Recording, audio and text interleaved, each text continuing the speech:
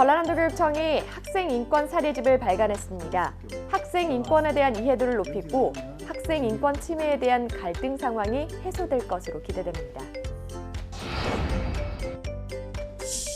장성교육지원청이 예비 중학생을 대상으로 적응력 향상 프로그램을 운영했습니다. 상급 학교에 대한 적응력을 높이고 자기주도적 학습 능력을 길러주기 위한 내용으로 구성됐습니다. 교육가족 여러분 안녕하십니까? 모두가 소중한 혁신 전남교육 뉴스입니다. 전라남도 교육청이 학생 인권 침해로 인한 갈등을 해소하고 각종 사례에 대한 대응 역량을 높이기 위해 학생 인권 사례집을 발간했습니다. 교사와 학생이 학생 인권 관련 중요 사안에 대해 함께 생각해보고 참고할 수 있도록 사례 중심으로 꾸려졌습니다.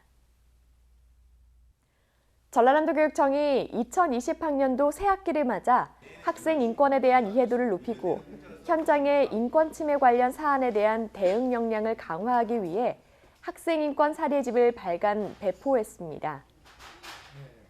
학생 인권 사례집은 손에 잡히는 학생 인권, 사례에서 길을 찾다라는 제목으로 휴대성을 높여 핸드북 형태로 제작됐으며 최근 국가인권위원회에 진정된 학생 인권 침해 관련 사안 가운데 차별금지, 폭력, 교육에 관한 권리, 사생활의 자유, 표현, 집회, 결사의 자유 등 8개 영역별로 위원회의 주요 결정 내용을 쉽게 풀어냈습니다.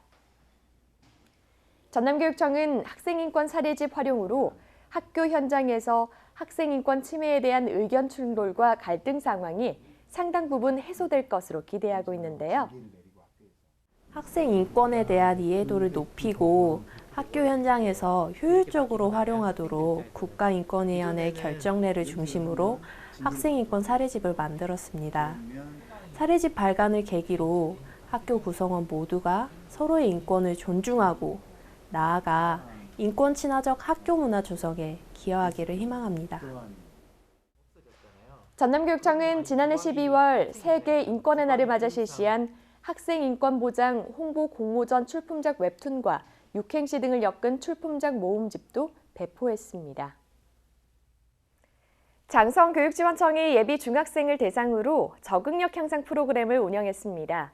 중학교 진학에 대한 적응력을 높여주고 자기주도적 학습 능력을 길러주기 위한 내용으로 구성됐습니다. 장성교육지원청이 예비 중학생을 대상으로 적응력 향상 프로그램 플랜 탄탄 드림업을 운영했습니다. 장성교육지원청은 초등학교 6학년 학생들에게 상급 학교에 대한 적응력을 높여주고 플랜과 드림을 중심으로 자기주도적인 학습 능력을 길러주기 위해 프로그램을 마련했는데요. 프로그램은 DISC 검사를 통한 또래와 함께 나를 발견하기, 마음을 열어 서로를 알기, 미리 보는 중학교 생활에서 나의 비전 세우기 등으로 구성됐습니다. 자신의 꿈에 대해서 더 깊게 생각할 수 있게 되었고 저 말고도 또 다른 꿈이 없는 아이들이 많을 거예요. 그런 아이들도 점점 더 꿈에 대해 생각을 하게 되고 또 중학교에 대해서 너무나 궁금했었는데 이 수업에서 강사님이 중학교에 대해서도 아주 잘 알려주셔서 너무 좋은 시간이었습니다.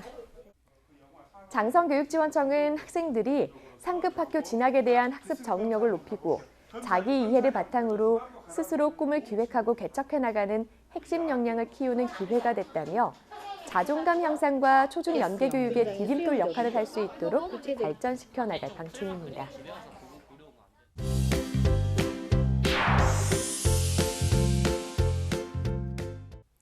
이어서 간추린 뉴스입니다.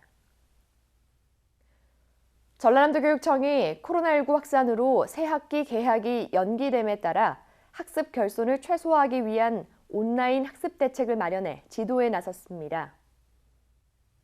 전남교육청은 초중학생의 경우 전남교육연구정보원의 전남 이학습터 온라인 학습 지원 자료를 활용하도록 지역교육청과 학교 홈페이지에 로그인 없이 접속할 수 있는 배너를 마련해 안내하고 있으며 고등학생의 경우 2만 8천여 개 학습 콘텐츠를 보유하고 있는 EBS 방송 학습을 지원받아 자기주도적 학습이 가능하도록 안내하고 있습니다.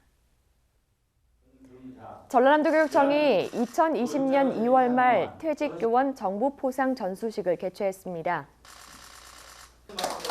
정보포상 대상자는 황조 근정훈장 29명, 홍조 근정훈장 31명, 녹조 근정훈장 30명, 옥조 근정훈장 18명, 근정포장 7명, 대통령 표창 6명, 국무총리 표창 3명, 장관 표창 3명 등 모두 127명으로 전수식에는 코로나19 확산으로 대표 4명만 참석한 가운데 진행됐습니다. 목포교육지원청이 과밀학급 학교의 돌봄 수요를 해결하기 위해 목포 백년초등학교 인근의 한 아파트 부대 시설을 활용한 맘 편한 돌봄교실을 개소했습니다. 학교 밖 돌봄교실은 목포교육지원청 학교지원센터 주관으로 초등 돌봄교실의 혜택을 받지 못한 학생들에게 지역사회의 다양한 인프라를 활용해 안전한 돌봄 서비스를 제공하기 위한 사업입니다.